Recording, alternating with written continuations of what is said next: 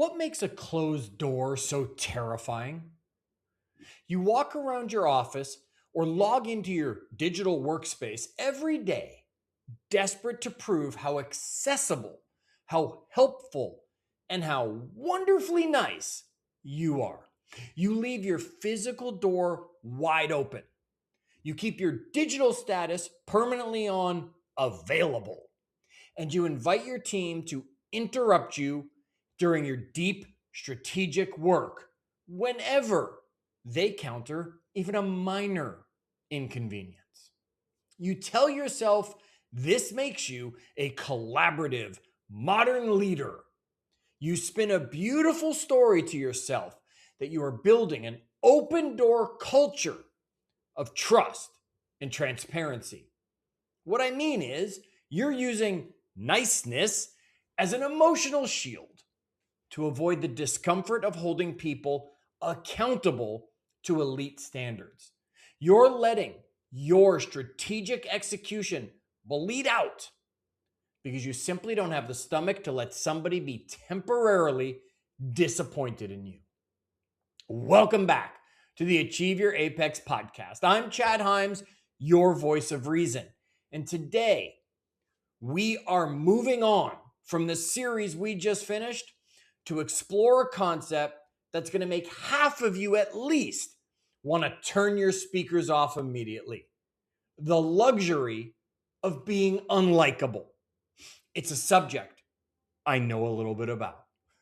Let's expose the massive delusion that soft, modern management culture has fed you for the last decade. You honestly think that to scale an empire, you have to win a popularity contest. You believe that if you are not beloved, the magnetic hero that everybody wants to grab a coffee with or talk sports on Monday morning, that your culture is going to fall apart. It won't. That's just really weak math. High-level execution requires you to have the psychology armor to let people misinterpret your boundaries. When you prioritize being liked, you automatically abdicate your authority as the architect of your business. You stop making the hard, right decisions for the enterprise, and you start making the easy, popular decisions for the room. You give everyone pieces of your attention span, and then you wonder why your execution is so sloppy. Let's look at how this plays out in the world right now. Think about the last time you sat down at your desk to do real, heavy, strategic planning. You blocked out the time. You knew exactly what needed to be audited. And 10 minutes in, a team member knocks on the door or pings you on chat with a question that they could have solved themselves if they spent 5 minutes thinking about it. Because you want to be the supportive, accessible leader, you drop what you're doing, smile, and solve their problem for them. You just traded your highest leveraged asset, your focus, for a tiny hit of social validation. You wanted them to leave your office thinking, wow, Chad's such a great guy. Meanwhile, the strategic project that would move the needle of your company now got moved to next week. Amateurs make mistakes. Being unlikable for being toxic, arrogant, or cruel. And we don't need to worry about that. Let's correct that baseline. I'm not telling you that you should be disrespectful, toxic, arrogant, or cruel. I'm telling you to become someone who leads, not a tyrant who runs an enterprise through fear. What I'm telling you is that you have to be willing to accept that friction that comes with elite standards.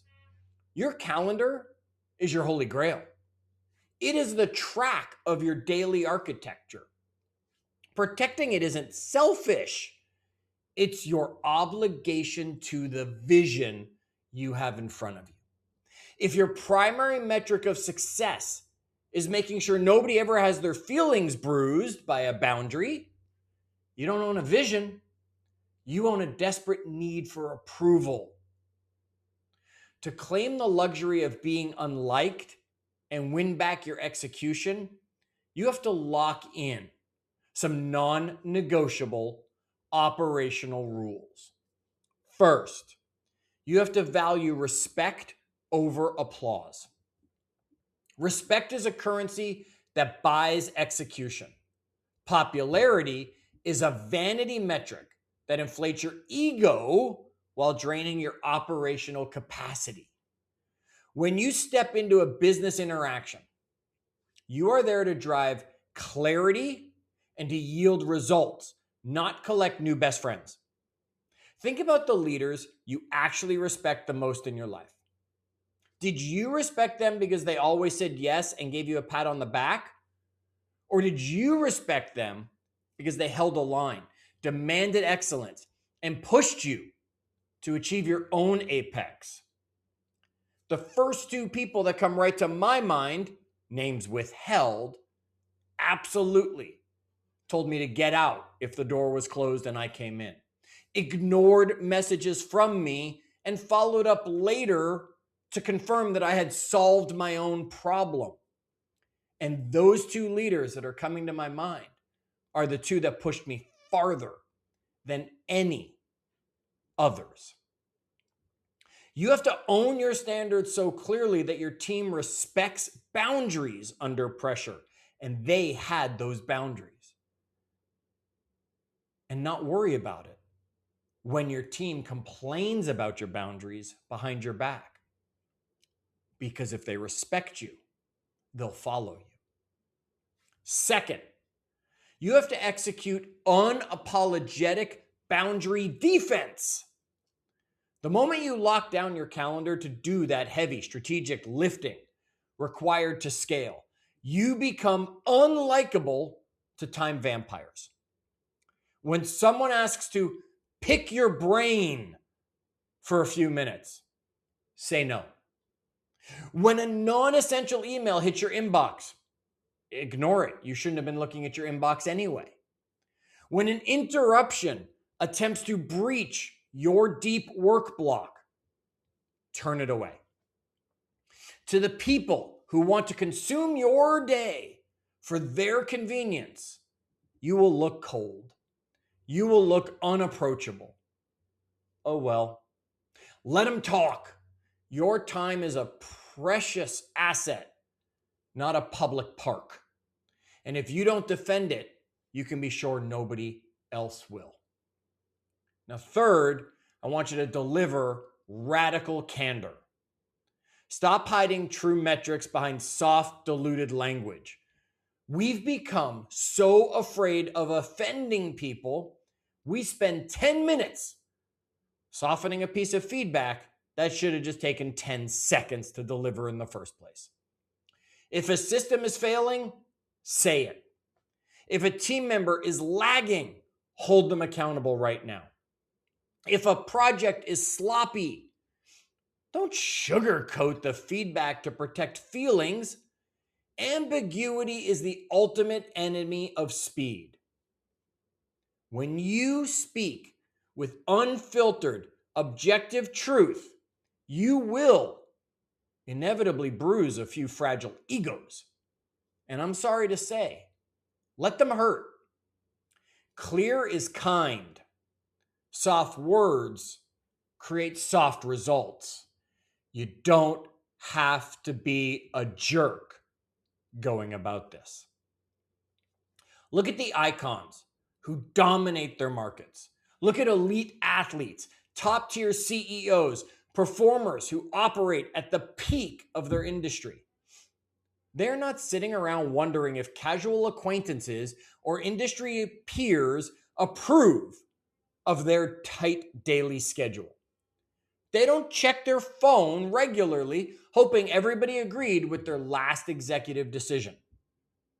They outgrew the need for applause a long time ago because they understand you cannot climb a mountain carrying the weight of everyone else's expectations. Here's some accountability for today. I want you to look closely at your last 5 interactions where you compromised on a standard, where you accepted sloppy work, or where you let an unwanted interruption just slide. What made you do it? Was it because it was strategically sound for the business? Or is it because you were terrified of the awkwardness that could come with being the bad guy? If you want to lead output, you must pay the price of admission. And sometimes that price is being entirely misunderstood by people who operate at a lower altitude than you. Your challenge this week is direct, it is urgent, and it's actually simple. I want you to say a hard, uncompromising no to one request this week so that you can protect your boundaries. No long-winded explanation to justify your choice. No paragraph attempting to make everybody feel better. No going into your AI and rewriting some text so it feels soft. Just clean, professional boundaries that honor the vision you have in front of you. Track the discomfort you feel when you do it, because you most likely will feel it. And then notice how much power, clarity, and momentum you just brought back to your day. And then, when you have time, follow up with that person and see that they moved on just fine as well. Shed the need for validation. Stop running your business like a political campaign. Claim the luxury of clarity. And as always, keep climbing.